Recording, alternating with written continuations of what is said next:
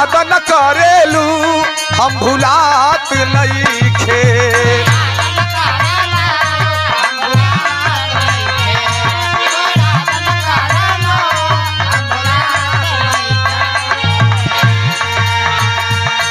माहुर लागेला खाना, माहुर लागेला खाना, कुछो खात नहीं खे।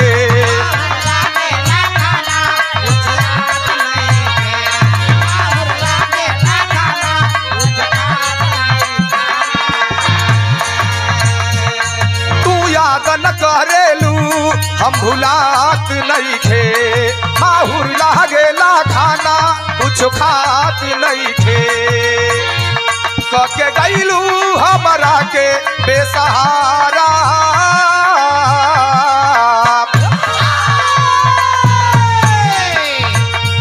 कके गईलू हमरा के बेसहारा। अभियो तो के याद दिलवा बेचारा, अभियो तो के याद करके जा।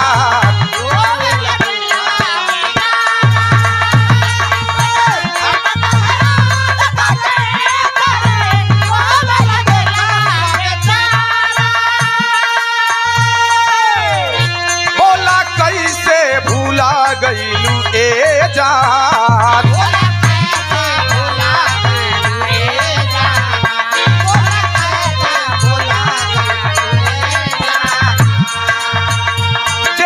हमके दागा सुनाए जान।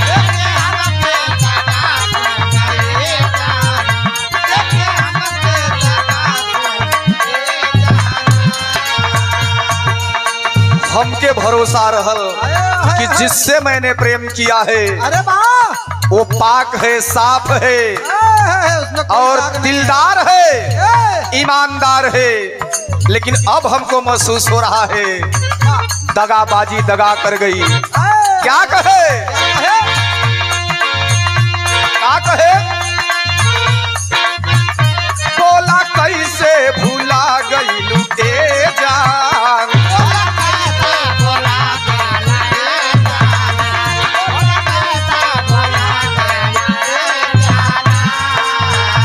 देखे हमके दगा गईलू ए जान।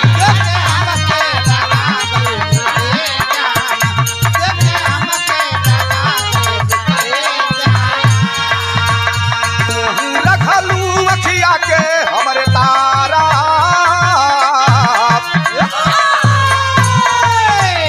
तू ही अखिया के रहलू तारा। अभियो तो के याद करके जान, रो देला दिलवा बेचारा। अभियो तो के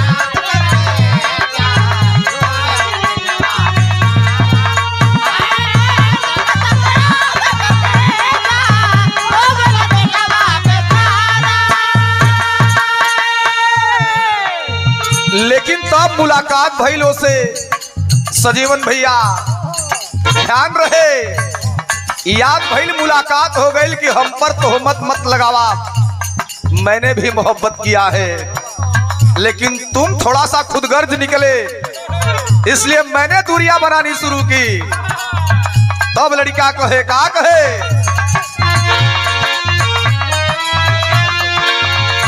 गिरिया खा के कहा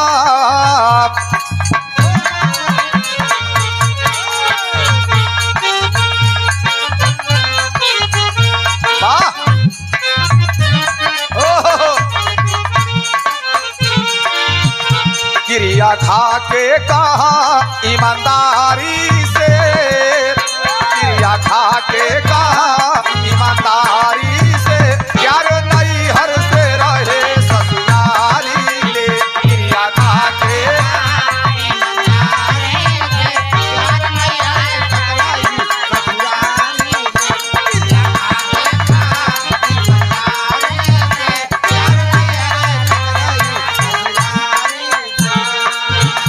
गिरिया खा के कहा ईमानदारी से,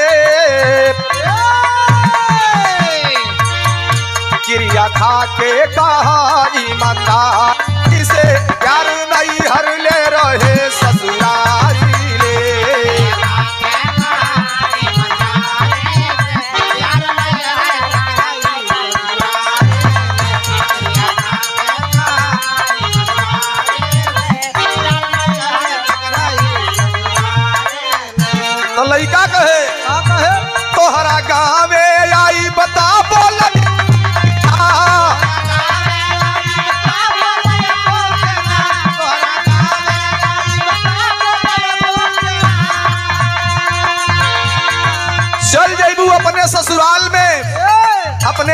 के छोड़ के अपने सजन के पास। तो शिव शंकर भैया हम आएंगे कभी भूले भटके तो अपने यार को याद करोगे कि ना? तो है तोहरा गाँव आई बता